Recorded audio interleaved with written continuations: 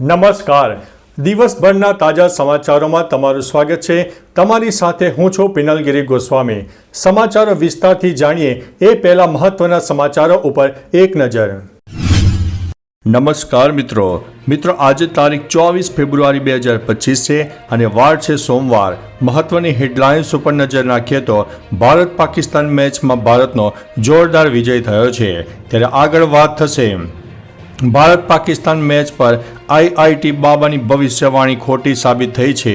ત્યારે વાત થશે વર્ષો સુધી પથ્થર સમજ્યો તે કરોડોનો હીરો નીકળ્યો છે. ત્યારે આગળ વાત થશે ન્યૂયોર્કથી દિલ્હી આવી રહેલા અમેરિકન પ્લેનને મળી છે ધમકી. ત્યારે આગળ વાત થશે અમદાવાદ કાંકરિયામાં બાલવાટિકાનું નામ બદલાયું છે. આગળ વાત થશે ટ્રમ્પનું વધુ એક મોટું નિવેદન સામે આવ્યું છે. ત્યારે વાત થશે શું રડતી આંખો પાછળ બીજેપીનું છે કનેક્શન. વાત છે રાજકોટના સમૂહ લગ્નની. ત્યારે આગળ વાત થશે આ રાજ્યમાં 24 કલાક ખુલ્લી રહેશે દુકાનો. ત્યારે વાત થશે માર્ચ પહેલા જ રાજ્યમાં તાપમાનનો પારો ઊંચકાયો છે. આગળ વાત થશે મહાશિવરાત્રિના મેળાને લઈને ST વિભાગનો મોટો નિર્ણય સામે આવ્યો છે.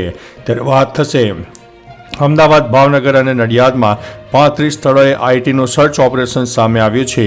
ત્યારે આગળ વાત થશે ટ્રમ્પે આપેલા $21 મિલિયન ક્યાં ગયા મોદીજી, તેઓ કોંગ્રેસે પ્રશ્ન કર્યો છે. ત્યારે આગળ વાત થશે KYC બાકી હશે તો પસ્તાશો, KYC તમે કર્યું છે કે નહીં. વાત છે PM કિસાન સન્માન નિધિ યોજનાની. ત્યારે આગળ વાત થશે વઢવાણ તાલુકા પંચાયતમાં લાંચનું મોટું કૌભાંડ સામે આવ્યું છે. આગળ વાત થશે વુહાન લેબમાંથી ફરીથી તબાહી મચશે કે શું. વાત આવી છે ચીન સામેથી. ત્યારે આગળ વાત થશે ગુજરાતના રાજ્યપાલે રેકોર્ડ તોડી નાખ્યો છે. હવે મિત્રો સમાચારો વિસ્તારથી. ગુજરાતના રાજ્યપાલ આચાર્ય દેવવ્રતે 47 વર્ષ જૂનો રેકોર્ડ તોડ્યો છે. તેમણે ગુજરાત રાજ્યમાં સૌથી વધુ સમય સુધી રાજ્યપાલ તરીકે સેવાઓ આપી હતી. તેઓ 22 જુલાઈ 2019થી આ પદ ઉપર છે અને 5 વર્ષ 217 દિવસ પૂર્ણ કર્યા છે. અગાઉ 1973માં KK વિશ્વનાથન 5 વર્ષ અને 132 દિવસ રાજ્યપાલ રહ્યા હતા. ગુજરાતમાં કુલ 24 રાજ્યપાલ થયા છે. આનંદીબેન પટેલ યુપીમાં સૌથી વધુ 5 વર્ષ રાજ્યપાલ રહેનાર બની ગયા છે. મિત્રો અન્ય મહત્વના સમાચારની વાત કરીએ તો વુહાન લેબમાંથી ફરીથી તબાહી મચશે કે શું. ચીનના વુહાન લેબમાં એક નવો વાયરસ મળી આવ્યો છે જે મનુષ્ય માટે જોખમ ઊભું કરી રહ્યો છે. વુહાન ઇન્સ્ટિટ્યૂટ ઓફ વાયરોલોજીના સંશોધકોએ આ નવો વાયરસ શોધ્યો છે. આ વાયરસ એ જ રિસેપ્ટર્સ દ્વારા કોષોમાં પ્રવેશ કરે છે જેમ કોરોના વાયરસ કરે છે. તે મનુષ્ય અને અન્ય પ્રાણીઓના શરીરમાં મળી આવતા પ્રોટીન સાથે જોડાઈને કોષોને સંક્રમિત કરે છે. આ નવા વાયરસને મિડલ ઇસ્ટ રેસ્પિરેટરી સિન્ડ્રોમ એટલે કે MERS તરીકે ઓળખવામાં આવે છે. મિત્રો અન્ય મહત્વના સમાચારની વાત કરીએ તો વઢવાણ તાલુકા પંચાયતમાં લાંચનું મોટું કૌભાંડ સામે આવ્યું છે. સુરેન્દ્રનગરના વઢવાણ તાલુકા પંચાયતમાં લાંચનું કૌભાંડ ઝડપાયું છે. તાલુકા પંચાયતમાં આઉટસોર્સિંગથી ફરજ બજાવતા 2 ટેકનિકલ આસિસ્ટન્ટ સામે ACBમાં ફરિયાદ નોંધવામાં આવી હતી. મનરેગા યોજનામાં મંજૂર થયેલી રકમના 50% લાંચની માગણી કરવામાં આવી હતી. નગરા ગામના ફરિયાદીને મનરેગા યોજના અંતર્ગત ખેત તલાવડી માટે રૂપિયા 1,70,124ની રકમ મંજૂર થઈ હતી. આ મંજૂર થયેલી રકમના 50% લાંચની માગણી કરવામાં આવી હતી. મિત્રો અન્ય મહત્વના સમાચારની વાત કરીએ તો KYC બાકી હશે તો પસ્તાશો, KYC તમે કર્યું કે નહીં. PM કિસાન સન્માન નિધિ યોજનાનો 19મો હપ્તો આજે 24 ફેબ્રુઆરીએ જમા થશે.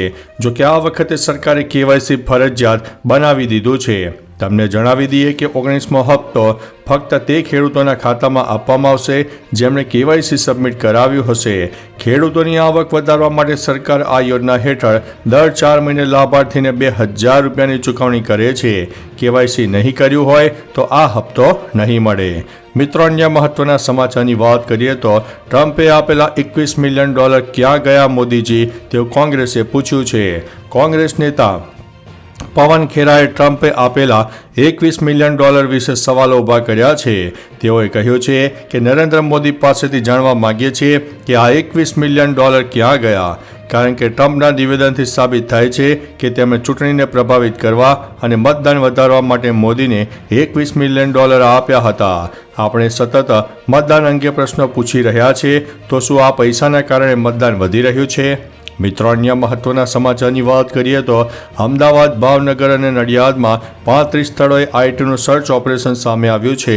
આયકર વિભાગે અમદાવાદ, ભાવનગર અને નડિયાદમાં 35 સ્થળોએ દરોડા પાડ્યા હતા. આઈટીના સર્ચ ઓપરેશન દરમિયાન રણછોડદાસ ધોળકિયા ગ્રુપ સહિત અન્ય ઉદ્યોગપતિને ત્યાં 170 કરોડના બેનામી વ્યવહારો ઝડપાયા છે. 9 કરોડની મત્તા પણ જપ્ત કરવામાં આવી છે. એક જ સ્થળેથી 20 પ્રાઇવેટ લોકર પૈકી 9 લોકર હજુ સીલ કરાયેલા છે અને તે સિવાયના 11 ખાનગી લોકર પણ ઓપરેટ કરાયા છે. મિત્રો, અન્ય મહત્વના સમાચારની વાત કરીએ તો મહાશિવરાત્રિના મેળાને લઈને એસટી વિભાગનો મોટો નિર્ણય સામે આવ્યો છે.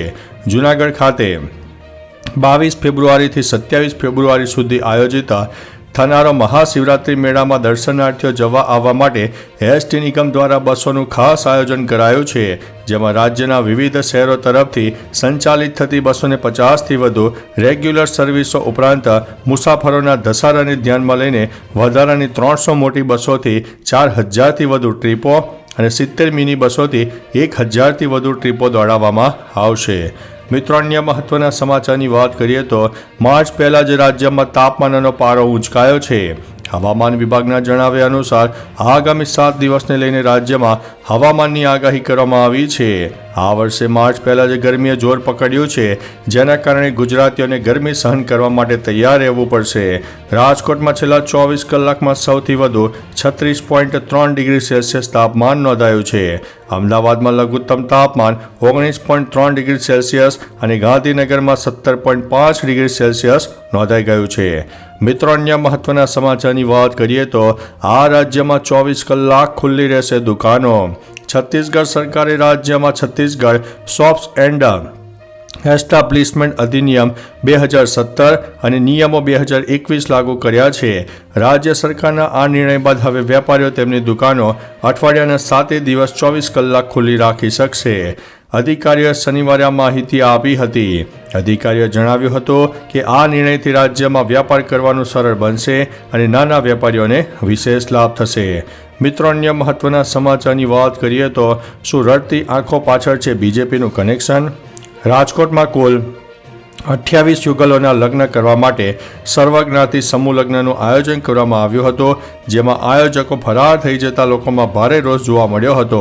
બાદમાં રાજકોટ પોલીસે સમૂહ લગ્ન કરાવ્યા હતા. જોકે સમૂહ લગ્નના મુખ્ય આયોજકનું ભાજપ કનેક્શન હોવાનું સામે આવ્યું છે. મુખ્ય આયોજક ચંદ્રેશ છત્રોલા બીજેપીનો કાર્યકર હોવાનું સામે આવ્યું છે. આયોજકે હોસ્પિટલમાં દાખલ હોવાનું સ્ટેટસ પણ લગાવ્યું હતું. મિત્રો, અન્ય મહત્વના સમાચારની વાત કરીએ તો ટ્રમ્પનું વધુ એક નિવેદન સામે આવ્યું છે. ટ્રમ્પે 4 દિવસમાં ચોથી વખત ભારતીય ચૂંટણીઓમાં યુએસ ફંડિંગ પર પ્રશ્નો ઉઠાવ્યા છે. તેમણે કહ્યું છે કે મારા મિત્ર મોદીને 182 કરોડ મોકલવામાં આવ્યા હતા. આ ભંડોળ ભારતમાં મતદાન વધારવા માટે આપવામાં આવ્યું હતું. અમેરિકામાં મતદાન વધારવા માટે પણ આપણને પૈસાની જરૂર છે. તેમણે વધુમાં કહ્યું છે કે બાંગ્લાદેશમાં રાજકીય વાતાવરણને મજબૂત બનાવવા માટે 250 કરોડ રૂપિયા એક એવી સંસ્થાને મોકલવામાં આવ્યા હતા. મિત્રો, અન્ય મહત્વના સમાચારની વાત કરીએ તો અમદાવાદ કાંકરિયામાં બાલ વાટિકાનું નામ બદલાયું છે. કાંકરિયામાં આવેલ બાલ વાટિકાનું નામ બદલી દેવામાં આવ્યું છે. આ નામકરણ વિવાદ વચ્ચે બાલ વાટિકાના નવીનીકરણ બાદ ચાચા નહેરુ શબ્દ હટાવી દેવાયો છે.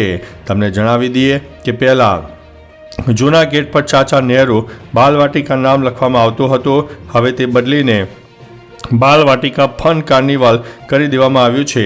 જો કે બાળકોને વધુ સુવિધા મળી રહે અને તેને નવા રંગ પુરવારની સાથે રીડેવલપમેન્ટ પણ કરવામાં આવશે. મિત્રો, અન્ય મહત્વના સમાચારની વાત કરીએ તો ન્યૂયોર્કથી દિલ્હી આવી રહેલી અમેરિકન પ્લેનને ધમકી મળી છે. અમેરિકાના ન્યૂયોર્ક સિટીથી દિલ્હી આવી રહેલી અમેરિકન એરલાઇન્સની ફ્લાઇટને જોખમને કારણે ડાયવર્ટ કરવામાં આવી હતી. વિમાનમાં બોમ્બ હોવાની માહિતી મળ્યા બાદ તેને રોમ તરફ વાળવામાં આવ્યું હતું. અત્યાર સુધીમાં પ્રાપ્ત માહિતી અનુસાર ફ્લાઇટ ઉપર સંભવિત સુરક્ષા જોખમને ધ્યાનમાં રાખીને તેને રોમના ફ્યુમિસિસનો એરપોર્ટ પર ઇમરજન્સી ડાયવર્ઝન કરવામાં આવ્યું હતું. મિત્રો, અન્ય મહત્વના સમાચારની વાત કરીએ તો વર્ષો સુધી પથ્થર સમજ્યો તે કરોડો રૂપિયાનો હીરો નીકળ્યો. હીરાની કિંમત હીરા પારખનાર જ કરી શકે છે, જેની સાબિતી આપતી ઘટના રોમાનિયામાં બની હતી, જ્યાં એક મહિલા દર્શકો સુધી પથ્થરના ટુકડાનો ઉપયોગ દરવાજો બંધ ન થઈ જાય તે માટે સ્ટોપર તરીકે કરતી હતી. જોકે તે મહિલાના મોત બાદ તેને તપાસ માટે મોકલ્યો તો ખબર પડી કે તે પથ્થર નથી પણ એમ્બરનો ટુકડો એટલે કે એક પ્રકારનો હીરો છે જેની 9 કરોડથી પણ વધુ કિંમત છે. મિત્રો, અન્ય મહત્વના સમાચારની વાત કરીએ તો ભારત પાકિસ્તાન મેચ પર IIT બાબાની ભવિષ્યવાણી ખોટી સાબિત થઈ છે. મહાકુંભમાં ખૂબ જ ચર્ચામાં આવેલા IIT બાબાએ તાજેતરમાં ભારત અને પાકિસ્તાન વચ્ચેની મેચને લઈને ભવિષ્યવાણી કરી હતી, જેમાં તેમણે દાવો કર્યો હતો કે આ વખતે ભારતીય ટીમ જીત મેળવી શકશે નહીં, પરંતુ તેઓની ભવિષ્યવાણી ખોટી પડી છે અને ભારતનો શાનદાર વિજય પણ થઈ ગયો છે. મિત્રો, અન્ય મહત્વના સમાચારની વાત કરીએ તો જોરદાર જીત થઈ છે ભારતની.